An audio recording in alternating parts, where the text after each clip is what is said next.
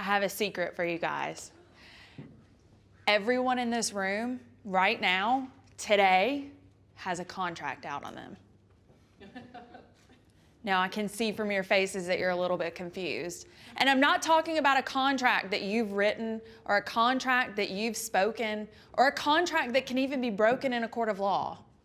I'm talking about a contract that your soul has made with another soul. Before we come here as humans, our soul has a meeting. And in our meeting, we talk to every other soul that we are going to meet in this lifetime. And in that meeting, we make soul contracts with every single person. You and I have a soul contract about this talk and what you're going to learn from it. You have soul contracts with your parents. You have soul contracts with your siblings. You have soul contracts with the major relationship partners in your life. And sometimes, because of free will, those contracts need to be broken so that you can enjoy your true potential as a person, so that you can help the rest of the world, and so that you can live a life of joy and purpose. Now, I help my clients as an attorney break contracts all the time. But soul contracts are not easily broken, especially the ones that are very, very complicated. Some of these soul contracts are as complicated as the tax code, and some of them are very simple one-liners. They're just about the give and take and the energy exchange between you and that other person and what you're going to learn and what they're going to learn from your relationship. And sometimes the relationship doesn't have to be broken just by breaking the soul contract. The person doesn't have to exit your life if you break a soul contract that's no longer serving you. You just break out that negative energy, and then you're able to flourish in that relationship with exactly what you're supposed to do next. Sometimes part of the soul contract can be ripped out of that code and thrown away. And then the rest of the soul contract helps you achieve your greatest potential and brings you most joy in your life.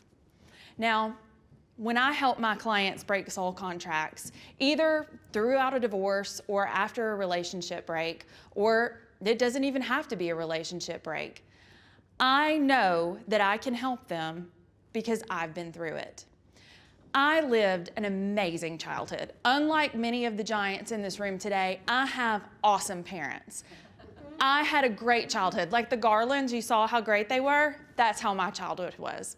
And if I told you more about it, you'd be like, that's enough. We don't want to hear it. So I'm not going to tell you any more about it other than that it was great. Except that my parents were executives in corporate America while they went to law school at night. And then once they graduated, they became lawyers. I was an only child, like Petalyn, and everything was very serious in our house. We had family meetings. I got a vote just like they did. I had a voice in my family. I talked like an adult when I was a very small child, and they always heard me and what I had to say. But unfortunately, and I love my parents, and I'm very grateful to them for the life that they have given me and for the opportunities that I've had because of them. Unfortunately, there wasn't that much fun in my childhood. My dad was a lawyer, my mom was a lawyer, then my dad became a judge. And not just any kind of judge, the juvenile court judge. So of course, I never got invited to the parties in high school. And dating, forget it. There was no teenage boy in America that was gonna ask me on a date when my dad was the juvenile judge. And if any of my friends ever got in trouble and had to go to juvenile court, they got it, okay? They got it. So anyway, I lived this charmed childhood, but I didn't have a lot of fun in my life. Then I went on to college, went on to law school. I was doing great for myself. I owned my own business. I had tons of clients. I had built my law practice. I was getting referral business. I didn't even advertise my business. I had so many clients and so many people were being referred to me. I didn't need to advertise, but I still wasn't having any fun. Enters the man. And he was so much fun. He was the part of my life that I was missing. Now, during my childhood, in addition to my parents being awesome, they were also very spiritual people. When I was a kid, I had lots of imaginary friends. I had lots of angels talking to me all the time, and my parents always encouraged me to keep that relationship. And I was always able to keep that relationship with my angels, even into adulthood. I talk to my angels every day. I talk to my guides every day. I know who they are. And they would help guide me throughout my life. And I'm certain that me talking to my angels is why I was successful in my early adult life. It's why I was able to do the things that I was doing and achieve my goals and be the person that I was. As soon as I met this person, I forgot about my angels. I forgot about my guides. I stopped talking to them. And you know what? My life went to shit real quick.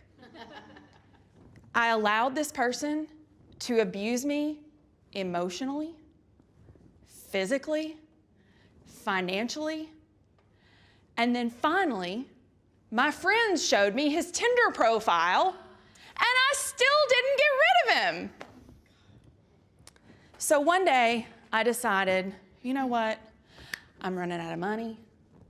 I don't have any joy in my life. Sure, he was fun, but I'm sort of tired of this kind of fun. And I said, you know what? I haven't talked to my angels in a really, really long time. So I said, angels, show me. Do I stay in this and try to make it work? I had just gotten married to this person. Do I stay in this and do I try to make it work? Or do I move on? And y'all, I'm from the South. We just don't get divorced right after we get married, okay? It was a really big deal and a really big decision. But I'll tell you what, my angels that I hadn't talked to in almost a decade had my back. About 10 minutes after I asked that question, I slipped, I fell, and I broke my left ring finger. But you know what? That wasn't even enough. That wasn't enough for me to get rid of this person and get them out of my life because we had a major soul contract. There was still a spiritual connection with this person, even though I wanted him gone, even though I asked for a divorce, I had filed for divorce. I still couldn't get rid of him until I found the person that helped me break the soul contract. And when she helped me break the soul contract and I was able to do that, that's when everything changed. So the lesson from my left ring finger is that you can have a charmed childhood. You can have a charmed life. You can talk to your angels. You can have your guides guide you. But sometimes you need help breaking that spiritual connection. And that is the soul contract that needs to be broken. I really appreciate you guys being here. You have wonderful energy, and I love all of you very much. Thank you.